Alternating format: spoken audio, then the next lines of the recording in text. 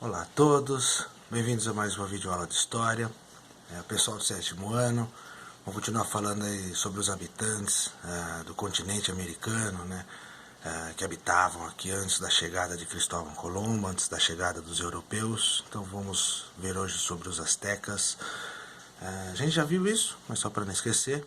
Então, os povos pré-colombianos, né, o nome que a gente dá para civilizações indígenas, né, que habitavam as Américas. Bom, os astecas. Essa civilização aí surgiu ali mais ou menos no século XII e ficava ali para o norte do México, um pouquinho para cima do México. Na verdade, o país se chama México por causa dos astecas. O nome dado para os astecas, ele era mexica.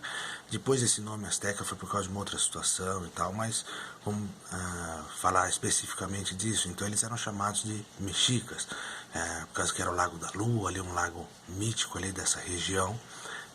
Então, já que depois mudaram, entre aspas, o nome dele para astecas e tal, o pessoal acabou dando o nome do país de México, né, porque é a região que os mexicas habitavam. Tem aí, ali um pouquinho mais para baixo, o território maia, e um pouquinho mais para cima ali o Império Azteca. Então, tem aí uma outra localização também, um mapa sobre algumas cidades importantes e tal do Império Azteca. E qual que era a linguagem desse povo, dos astecas? Eles falavam idiomas indígenas. Tanto que, na verdade, a gente fala sempre ali do México e tal, né?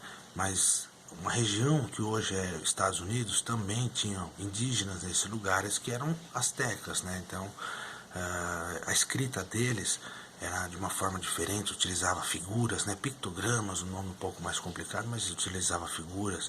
Tem aí alguns exemplos aí, de alguns símbolos que os astecas utilizavam. Tem uma outra imagem aí também da época dos astecas. E como que funcionava a sociedade?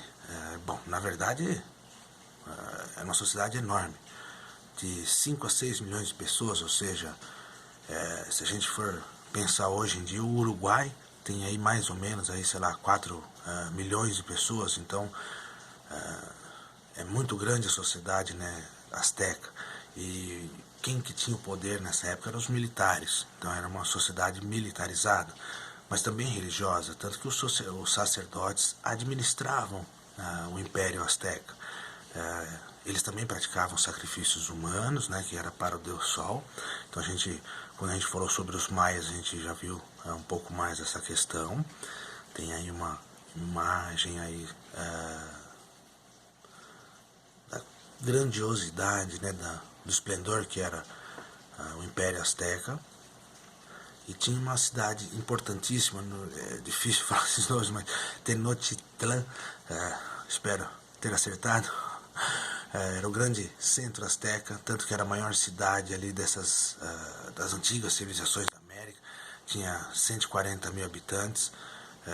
Se a gente parar para pensar hoje, Jundiaí aí com quase 500 mil habitantes, aí, talvez a comparação não seja ideal, mas para a época, 140 mil habitantes era muita gente. Essa cidade foi erguida ali numa área pantanosa, tanto que foi drenada, foi aterrada, era uma alta tecnologia que foi utilizada para poder construir a cidade. Tem aí um mapa, tipo um mapa aéreo, um mapa visto de cima do grande centro azteca. O planejamento urbano era impecável. A cidade tinha construções absurdas, ó. Tinham quilômetros e quilômetros de estradas e aquedutos que levavam água de um lugar para o outro. Tinha 100 pirâmides e torres, ou seja, não é pouca coisa não. Quando a gente fala do Egito, a gente normalmente vê ali na foto 2, 3 pirâmides. Então, se a gente pensar também no Império Azteca, era enorme, era fantástico. Acabou sendo destruída essa cidade, aí, né? Ela foi soterrada pelos católicos, que deixaram em ruínas e depois construíram em cima uma outra cidade, que hoje é a cidade do México, que é a capital do México, né? Então, uma cidade importantíssima até hoje para os mexicanos. Tem a imagem aí, quando a gente fala da grandiosidade do Império Azteca, dos indígenas que viviam ali na América Central.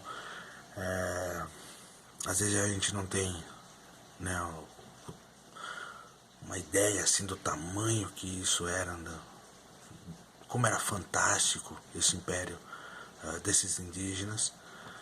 Eles tinham uma ciência desenvolvida, então o calendário azteca já era, né, feito com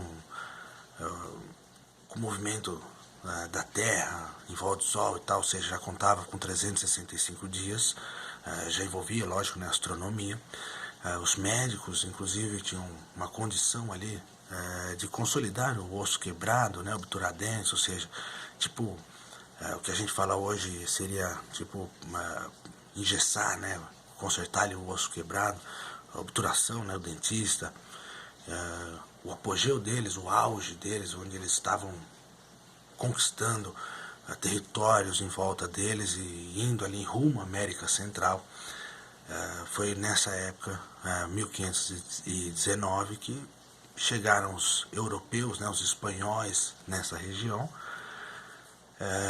e dominaram. Então, às vezes tem esse tipo de questionamento, né, como que poucos espanhóis derrotaram esse império tão grande. Tem situações como a gente vai ver na próxima aula, quando a gente for falar sobre os Incas na América do Sul, mas de doenças, utilizar armas, tem algumas outras situações, mas a gente não pode, né, deixar de imaginar que os astecas, eles dominavam povos menores, então eles acabavam escravizando também tribos indígenas ali que eram menores, né, que tinham que, de certa forma, estar sob o poder dos astecas.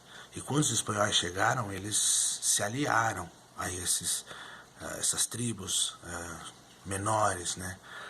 E aí eles ajudaram os espanhóis. Então, como eu disse, quando a gente for falar dos Incas, a gente de repente toca um pouco mais nesse assunto, porque a derrota dos astecas para os espanhóis acaba sendo importante, porque muda, né, a América, principalmente, lógico, a América Central, mas acho que é muito importante também falar do nível que tinha essa sociedade, esse Império Azteca, da grandiosidade desse império. Bom, é isso.